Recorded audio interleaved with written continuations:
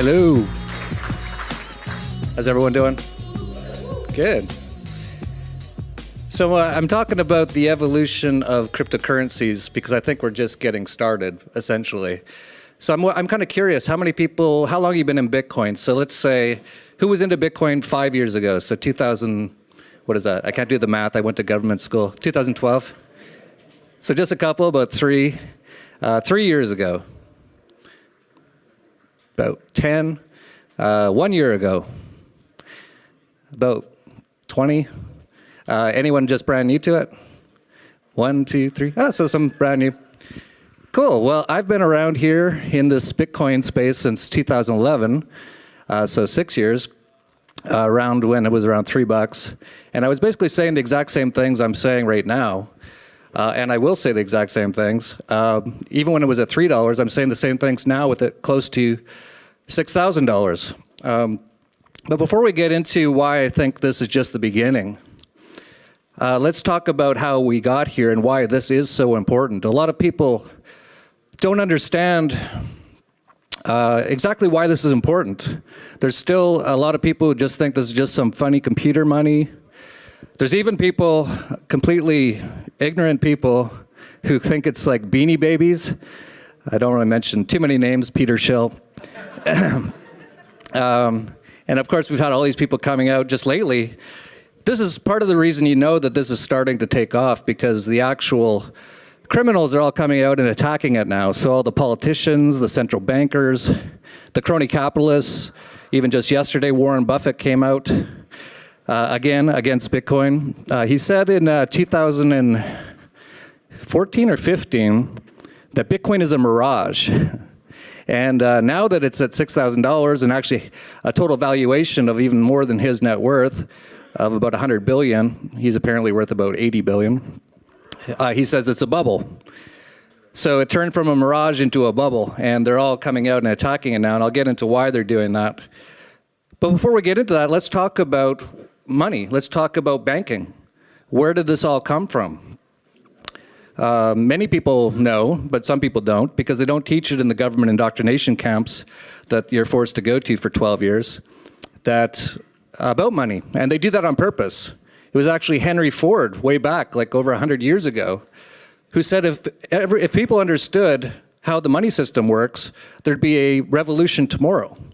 And it's actually true, if they actually understood it, and that's why they never want anyone to understand what money is. Interestingly enough, even people who look quite smart don't understand money at all. People like Warren Buffett. He has no understanding of what money is, which is quite interesting because his father really understood it. His father was a major gold bug.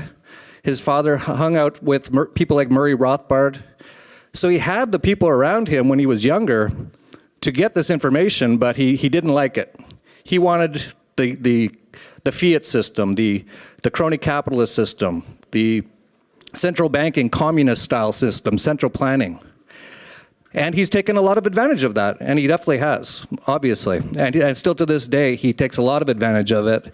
Most of the real money that Warren Buffett makes today is doing crony capitalist type deals with people like Goldman Sachs, buying things like government bonds at discounts and things like that. Total fascism, total crony capitalism.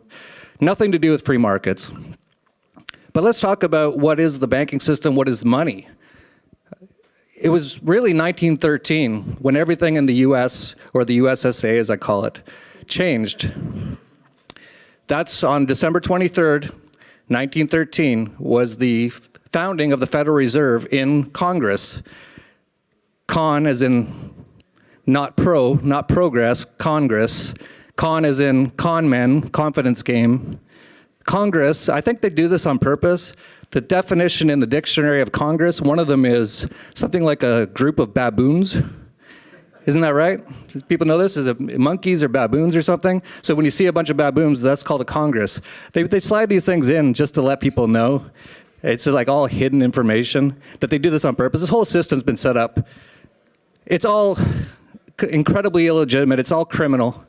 It's a big Ponzi scheme, and we're not talking about government, talking about central banks. But it was really in 1913 that they got together in a place called Jekyll Island, And this is where the book, The Creature from Jekyll Island by G. Edward Griffin came from. It was people like J.P. Morgan and all kinds of criminals, all the top sort of criminals got together, and they decided they wanted to take over the government of the US, and they did. And it was even, I think, the president back then, wasn't it Woodrow Wilson? Is that right? Yeah. Who came out and said afterwards, but no one seemed to really notice, that he felt really bad. He just basically sold the government to these guys. And no one seemed to notice. No one seems to care. Of course, they got all the people in government indoctrination camps, and then they go home and watch their television programming. It's called programming for a reason. So your average person is just completely, has no idea what's going on. I was even walking around today, downtown Austin, and half the people were dressed up in zombie costumes. And I was like, you don't have to dress up, you're zombies every day. It's totally true. They're just walking around, football, beer. Oh, got to support the flag. So yeah, it was sold out. And that was actually the third central bank of the US. Not a lot of people know this because, again, they don't teach this stuff in any schools. It was the third central bank of the US. They've been trying to get it in since the very beginning with some of the founding fathers, which I find incredibly cultish sounding. And the fact that people out there call them, that's my founding fathers. It's like being in North Korea. It's like the exact same way they talk about Little Kim in North Korea is, you know, they glorify them. Oh, that's all programming. Even the US itself was not a free country, even at the very, very, very beginning. It was a takeover by a bunch of guys, and some of the guys were pretty cool, I have to admit. They were really smart. People like Thomas Jefferson understood a lot about liberty and all that kind of stuff. But then they had slaves, and then they, all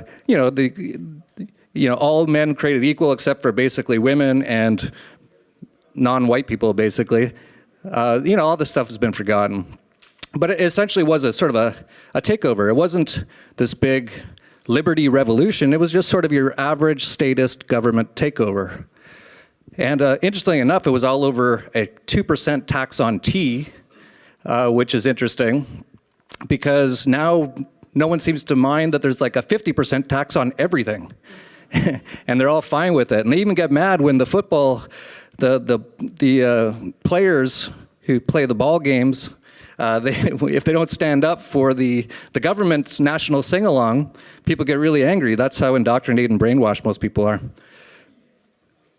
But essentially, that was taken over in 1913. And everything changed on that day. And I don't think it's a coincidence that World War I started the next year in 1914. Oh, and I should point out, it was also 1913, two incredibly evil things happened. The founding of the Federal Reserve, which was unconstitutional. Not that the Constitution matters all that much, just a piece of paper. But a lot of people seem to think it's kind of important. But anyway, we can all agree it doesn't really exist anymore. It's a piece of paper in a museum. Has nothing to do with anything that's going on in the US today. But two things happened in 1913, and this was not by accident at all, because they come hand in hand. They put in the central bank, and they put in, for the first time ever in the US, an income tax. Both in the same year. And I don't think it's any coincidence that 1 year later, World War I started. And I don't know about you guys, but whenever I hear about World War I, everyone's like, yeah, it was so weird. Just happened out of nowhere, this guy got killed that no one even knew who he was. And then all of a sudden, tens of millions of people are dead. It's all planned and staged by the same people who control the central banks. And when we talk about who controls the central banks, the Rothschild family is a big part of it. So they came in, and it was even Ron Paul who said that it's no coincidence that the 20th century, the century of total war, which really it was a century of central banking. You can't have these wars without central banking. Central banks pay for these wars, and actually they plan these wars. World War II is the same, all the wars. You can get into the false flag attack on 9/11 to start the war on terror, the war of terror. All these things are planned by the same general sort of people. So they started in 1913. It wasn't too long before they did their first sort of economic attack on the people in general, which was the 1929 Great Depression. Now, if you actually look into it, they increased the money supply dramatically, which they could for the first time because they had a central bank. before 1929, they took all the profits from that rise that came, which is always going to happen when you inflate the money supply. And they know this. The people who really, people like Janet Yellen and Ben Bernanke, they're just puppets. Just the same way Barack Obama or George Bush or Donald Trump are all just puppets. They are not the real people who control anything. They're selected. They're not even elected. This whole thing is a big sham, a big show. But if you look back at what happened in the Great Depression, they increased the money supply. They knew exactly when they were going to decrease the money supply. And by the way, that exact same thing is happening right as we speak. I'll get into that. But they decreased the money supply dramatically. They sold everything. Everything crashed because that's exactly what's going to happen when you increase the money supply dramatically and you decrease it dramatically, everything's going to crash. That's just common knowledge if you understand money. And then they bought up everything at pennies on the dollar after that. And they've been doing this over and over and over. Every single boom and every single bust is generally planned and generally all caused by the central bank itself. The central bank that says one of its only main reasons to exist is to get rid of booms and busts, which actually didn't exist before the central bank. So it's a big scam. And then, of course, right after they did the big heist of the Great Depression, a few years later, they said, well, now we have to make gold illegal in the land of the free. In 1933, again, no one seemed to really notice too much. No one seemed to care. But yeah, in the land of the free, you couldn't even own gold for 40 years until the 1970s, when the next big event happened, which was all planned.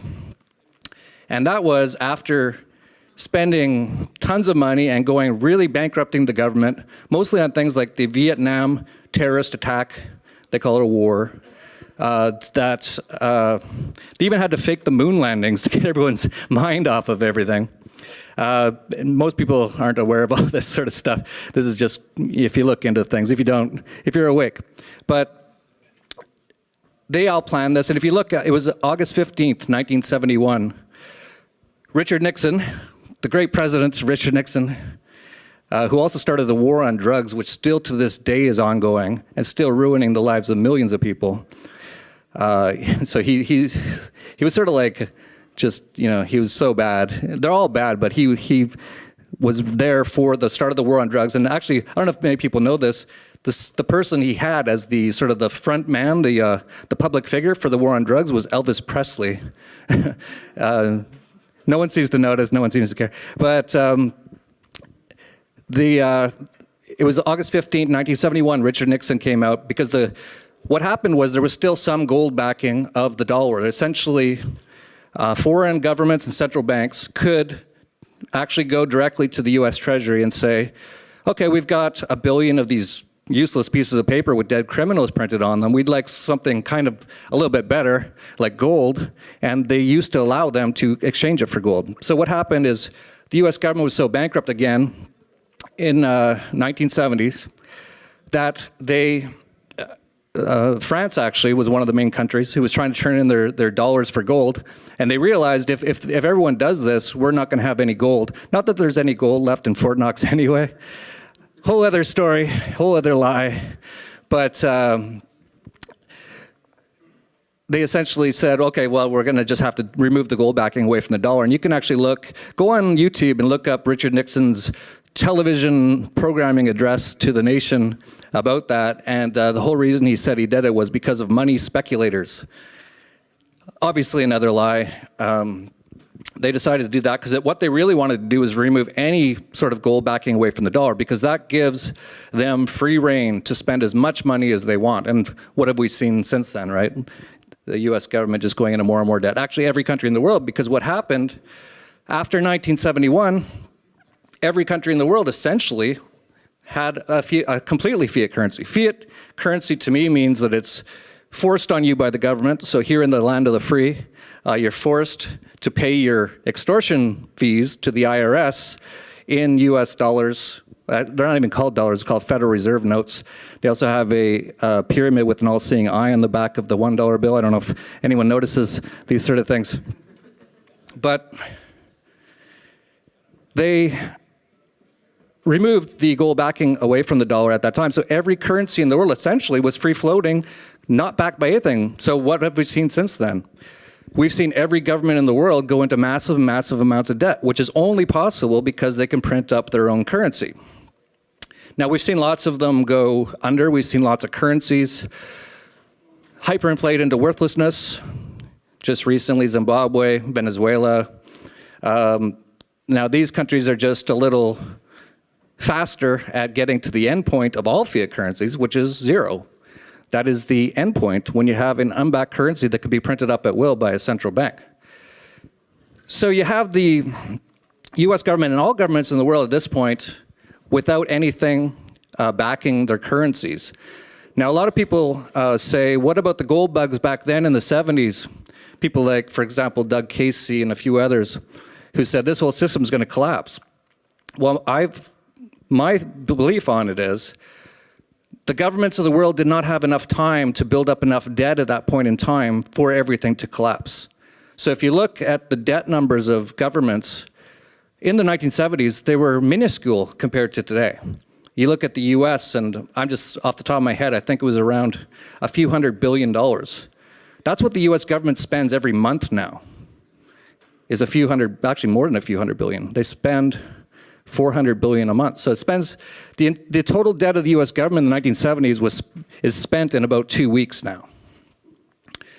And when I say spent, I mean a lot of it's just printed up and goes into more debt for the US government. So it didn't fully collapse. In the late 70s, it came quite close to collapsing, but there wasn't enough debt. So what happened was the Federal Reserve person at the time, Paul Volcker, looked at it, apparently, who knows, and said, okay, this whole thing's going to collapse unless we allow interest rates to go to their natural level. And of course, that's one of the main things central banks do, is suppress interest rates. So he allowed, generally, the interest rate to the market to decide the interest rate. And what happened was, by the late 70s, the market decided that the interest rate should be about 18%. Now, that caused a major correction, you could call it depression, recession at the very least, which is quite normal, but it actually allowed the system to reset itself, because that's what you actually need, is the market to reset, for people to get wiped out in these sort of events and to reset it. And they actually allowed that to happen in the 70s. So we kind of had a second sort of reset at that moment in time in the 70s. Now, since then, though, it's just been more and more and more government debt across the world. And we're going to be reaching the actual end game of all of this very, very soon. You look at the US government, it just passed $20 trillion. Even under the great outsider, Donald Trump, they had some of their biggest deficits ever, since he's been the lead teleprompter speaker for the cabal. And it's not going down at all. And even if some people believed what he said before, which obviously they haven't been paying attention to politics to believe a politician. But he said, oh, we're going to reduce the debt and all this sort of stuff. It's actually not really possible at this moment in time. This system is so far beyond any sort of salvation. It has to collapse, is essentially what needs to happen. Something like the 1970s, but probably a lot worse. So you now have $20 trillion of US government debt, which is more than double of what the debt was when Nobel Peace Prize winner Barack Drone Bomber won the presidency in 2008 and didn't have one day of peace his entire presidency. When he came in, I believe the debt was around 8 trillion, maybe 9 trillion. So it's doubled since then. So it's doubled in just 8 years.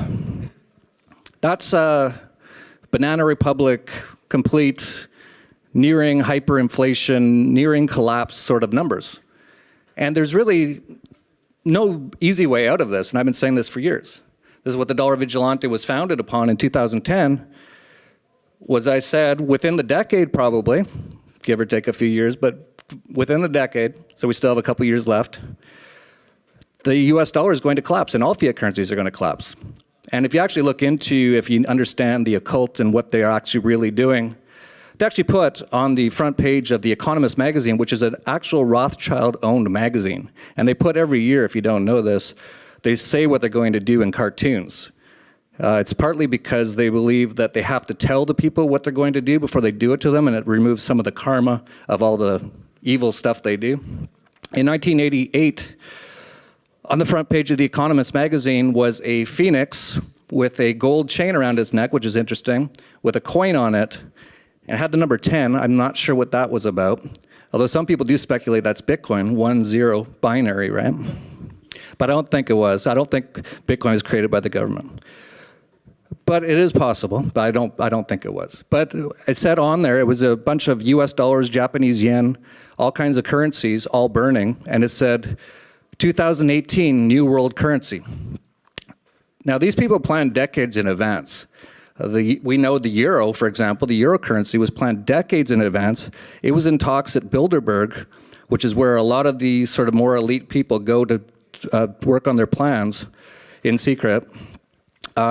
They talked about building the euro and the euro currency in the 50s. So they planned decades in advance. Now, I don't know if they're going to follow through in 2018 with a world currency, which would be a one world currency, which would likely be the SDR, or special drawings rights, of the IMF and things like the World Bank. But we are nearing the very end of this system. You have, as I mentioned, $20 trillion in debt, but that's not even scratching the surface. The US government hasn't actually been audited. This is in the actual auditing numbers. Every year they put out. The auditors go, we don't know. There's no way. It's a big mess when they try to audit the US government. And even in the US Department of Defense, stationed in the Pentagram, I don't know if anyone's noticed this, has, they lose trillions of dollars all the time. They lost $2.3 trillion on September 10th, they announced it, 2001. Donald Rumsfeld, you can look this up on YouTube, came out and said, we just lost $2.3 trillion. Now, the lapdog mainstream media were all bought out and paid for, and mostly all CIA people. Didn't really have a lot to say about it, and if anyone did, it was probably like, trillion? Like, no one's even heard that amount of money. How do you lose $2.3 trillion? Well, it didn't matter, because the next day, the accounting department in the Pentagram blew up. It's apparently hit by a plane, but no cameras caught the plane hitting it in the most secure building in the world. Although it was released a few years ago, and I was actually in an airport. This is the only place I ever see fake news like CNN, which is one of the only things I agree with Donald Trump on. And I was at the airport, and I see CNN, and I was walking by, and they said, well, conspiracy theorists have been proved wrong again. I'm like, oh, what's going on? And they said, there's been a wild conspiracy that no plane hit the Pentagon on September 11, 2001. And so the Pentagram released today 3 frames of the plane hitting. And I was like, oh my God, maybe I was wrong. I could be wrong. I'm not saying I know everything, but I looked very suspicious at the very least. The most secure building in the world has no video. No one saw it. Well, a few people said they saw it, but they're all bought and paid for sort of people. But so I look at the screen and they go, 3 frames, here they are. First frame, nothing. It's just like birds chirping, sunny day. Second frame, some smoke, like little wispy smoke, like kind of like a missile really, but like it looked like a little bit of wispy smoke. And then a big explosion. It was the third frame. And I was looking at it, I was like, and then the announcer, who is like the television programmer, the brainwasher, the newsreader, came back on and went, well, case closed. There obviously was a plane that hit a Pentagon. And I was like looking at it like, I felt like surreal, like, is this even real? And I looked around and everyone was nodding. You see those crazy conspiracy theorists? Like I said, those people wearing zombie costumes, they might as well wear them all year long. What was I talking about before I got get me started on 9/11, I won't stop. Oh, the SDR, yeah, thank you. Someone's paying attention and taking notes. Probably CIA taking notes. Spotted. But yeah, they're bringing in the one world currency, and they want to. They want to bring, this is the new world order agenda, and this is not a conspiracy theory. This is all fact. They've been talking about this. George Bush in his State of the Union address, the first George Bush, said, this is our new world order. They've been talking about this for a while, and they want sort of a one world government. And the one world government will essentially be the United Nations and the one world currency. And so I think it's all been planned to do this for a long time. Now, I don't know if it's going to be in 2018. Wow, time flies when you start talking. But I don't know if it'll be in 2018, but it seems to be right on track. I didn't even get into the US government debt too much. As I mentioned, $20 trillion, that's just scratching the surface. It's actually over $100 trillion in debt and liabilities the US government has. Is that guy talking to me?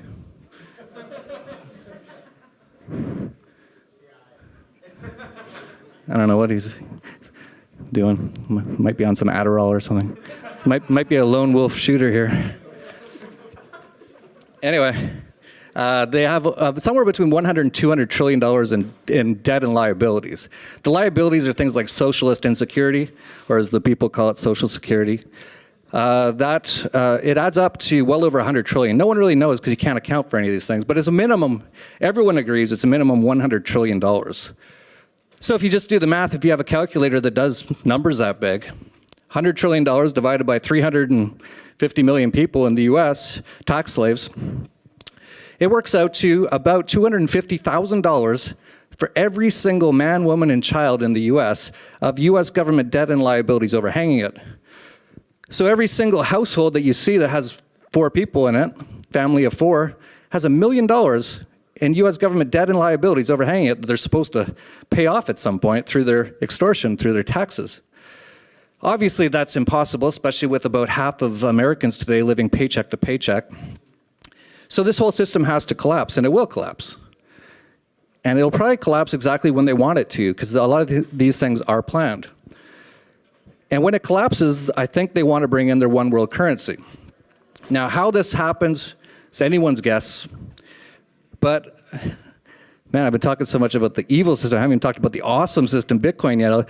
Here's why Bitcoin is so important. Because Bitcoin is the first real currency that is from the free market, that is not controlled by central banks or governments and can't be controlled by central banks or governments, which is the most important part, which actually gives you the power to have your own bank in your pocket. It was even Barack Drone Bomber who said just last year that Bitcoin is like having a Swiss bank account in your pocket. And he's right. It's actually way better than that. It's way better than a Swiss bank account in your pocket. And one of the things, and he said in the same speech, he said, if we're not able to crack this, how are we going to be able to do simple things like tax enforcement? Well, you're not, which is awesome. So we're reaching the end of this one system, and it's going to go down no matter what. They're going to try to replace it with their one world currency system, which actually will probably be digital because they want to track everything. They want to get everyone into, they want to track every single transaction and tax it immediately as soon as it happens. Now, then there's Bitcoin and other cryptocurrencies, which are just as important, in my opinion, that make it far harder. Well, first of all, they can't control it. They can't inflate it. And that takes away most of their power right there. That is the key. We wouldn't have these big governments and these wars and all this debt and poverty without central banks. So a lot of people say, well, what if the government or the central banks take over Bitcoin? Well, first of all, they can't. But let's just say they did, and they had control of Bitcoin, whatever that means. But if they can't increase that limit of 21 million Bitcoins, then their powers that they have through money printing is gone. And so you would have every government in the world be bankrupt overnight because they can't print more money to keep going more and more into debt. So that we'd have much smaller governments that get rid of every war. There'd be no more wars without central banks. That's why Ron Paul said that quote about central banking and war. They wouldn't be able to do most of the things that they currently do if they were limited by a hard money supply. And that's why Bitcoin is so important. So I don't know how much time I have here. It looks like I'm half hour in, so. No, just leave a little time for questions if you want to take some. Okay, would I have like 5 or 10 more minutes to talk about Bitcoin? Yep. Okay. So the reason this is so important, as you can see, is this is a battle for the future of how the world is going to be. What they want is just like on the back of the $1 bill with that pyramid with the all-seeing eye. They want all the control at the top, and they want everyone underneath it. Top-down control, central planning, sort of like communism. And they're actually all proponents of communism, all the people at that level. And it's not because they think communism is awesome. They think it's great because they can control everything and control all the people because of it. And impoverish all the people. As we know, communism just destroys economies. So we have this that's their vision. And it's sort of like the vision that both George Orwell and Aldous Huxley both wrote about at the same time. They both wrote about different angles they'll go, and I think they went to Oxford or something like that, but they were very connected to the globalist elitists, whatever you want to call them. There's all different names for them. They were very connected to them, and George Orwell wrote his book, 1984, which we're currently living in. And then Aldous Huxley and George Orwell's book was about complete tyrannical control of all the information, NSA, agents on everywhere, CIA. No real freedoms whatsoever, USSA. That was what his book was about. And then Aldous Huxley said, no, but the other thing they're going to do too is they're going to dumb the people down. Just walk around on the street out there. Give them all kinds of an entertainment to keep them occupied. Football games, nothing against sports, by the way. I'm a huge hockey fan. But it's all the whole Roman thing, bread and circuses. That's what they do, so they pump this stuff out. And that's, if you look at your average American's life, it's all about sports and American Idol, drinking beer, which is legal, which actually all things should be legal, obviously, but it's funny because one of the only things that is legal that you can take to kind of alter your state of mind is one of the worst drugs ever in history, alcohol. Actually, basically just dumbs you down, right? It makes it so you don't want to look into anything, whereas if you have some cannabis, for example, all of a sudden you sit down, you start thinking, you're like, yeah, man, we're all slaves, man.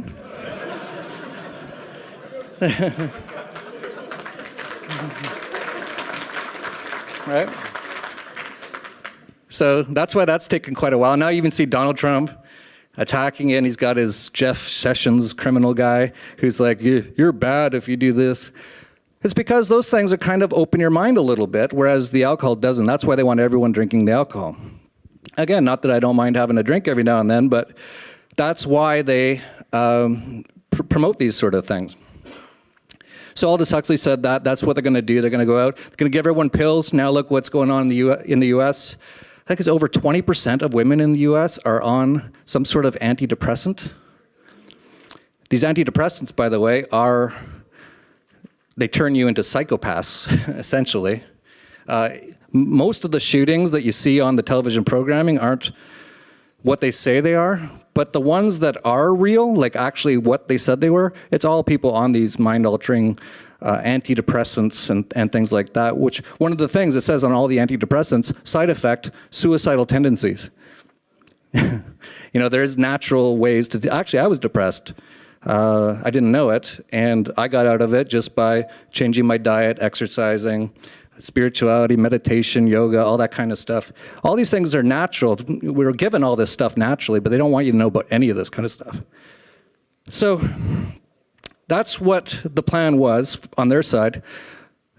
The evolution, I don't call it revolution because revolution is to go back, right? It's completing a circle. We're not going back anywhere with things like Bitcoin and cryptocurrencies. This is a brand new, freedom-enabling, power to the people, not just even money. It's changing everything. It started with Bitcoin, blockchain, and that's changing money and banking. That's why we're seeing all these people coming out now. Everyone's coming out talking about it. And most of the people who are the crony capitalists, fascists, bankers, politicians, all the evil people, they all say they hate it. And of course they do. Because this is like kryptonite to Superman or silver bullet to the werewolf or vampires or something. I don't know. But yeah, so this is massive. See, this is the thing that I wanted to sort of get across is a lot of people think this is sort of like a flash in the pan. This is tulip mania. You hear that every now and then. it's just something that's trendy right now. No, this is the core of the most important thing for human freedom in human history, as far as I know. And I don't know much about human history because they lie about all of it. So I only believe what I see now. If you go deep enough down the rabbit hole, everything's a lie. So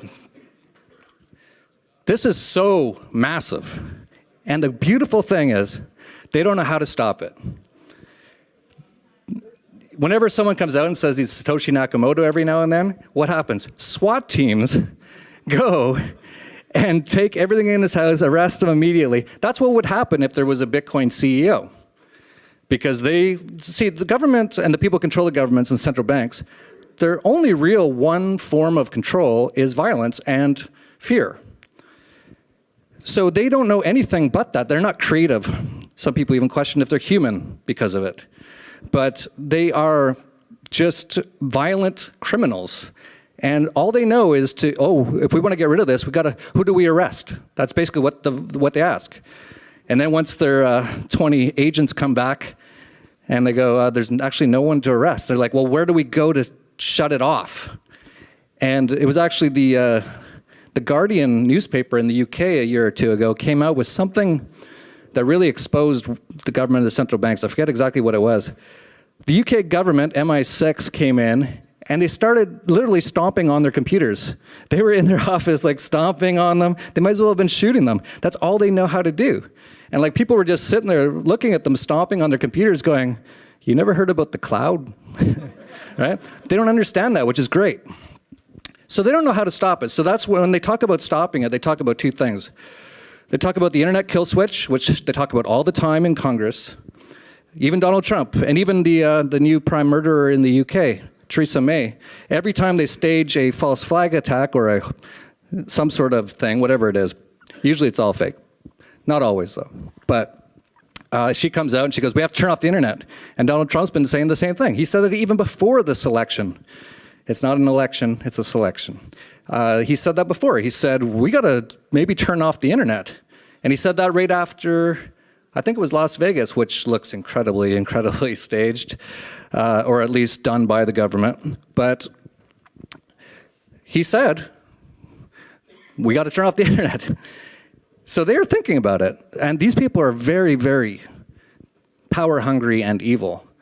And they will do whatever it takes to stay in power. So they talk about the internet kill switch. They also talk about an EMP attack all the time. An electromagnetic pulse, which would turn off the power in large areas. So they're thinking about that. Even the North Atlantic Terrorist Organization, NATO, said that we're getting ready for an EMP attack to happen inside the US.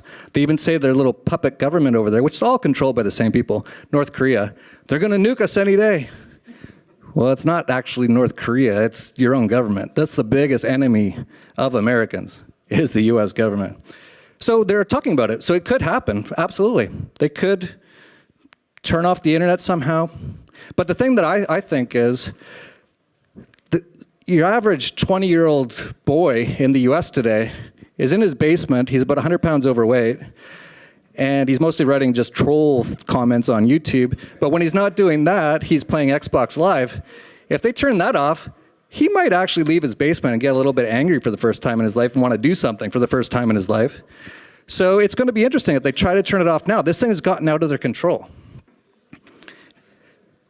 So this is really what this is all about. This is a monumental battle. And the beautiful thing is, not a shot needs to be fired. This is all a battle of ideas. This is all a battle of, for example, Bitcoin doesn't kill anybody. Bitcoin doesn't use violence against anyone. Whenever they try to shut it down, Bitcoin just keeps working. Bitcoin is the money badger. It's the honey badger of money. It don't care what you do. It just keeps going. And they don't know what to do. Now we have all these other things, Ethereum, smart applications. Steve Wozniak just came out just yesterday or 2 days ago and said he thinks that's really going to be the future of things. All applications decentralized on blockchains, which will mean anything you want to do is not centralized, cannot be stopped by government, cannot be censored or shut down. This is the next stage. Then we have all these other things. We have even people creating blockchains, which they want to decentralize the entire internet itself. So as long as we have power, they won't be able to even censor the internet, which of course censorship is becoming huge. They call it fake news. Anyone who doesn't repeat what the government and the mainstream media, which is just the propaganda arm of the government, if they don't repeat that narrative on something, they get shut down on YouTube, shut down on Facebook, and they call it fake news. Because they always say it's the opposite of what it actually is. So this is a monumental time in human history, and most people don't realize it. And they can't really stop it, as I said, unless they turn off the power. So, you know, they might try to do that, but that's going to be very difficult to do as well. So this is just the beginning, in my opinion. We're now at Bitcoin with a $100 billion valuation. All right, it's the same guy.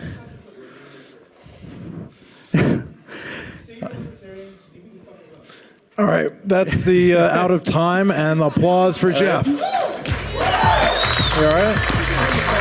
Jeff.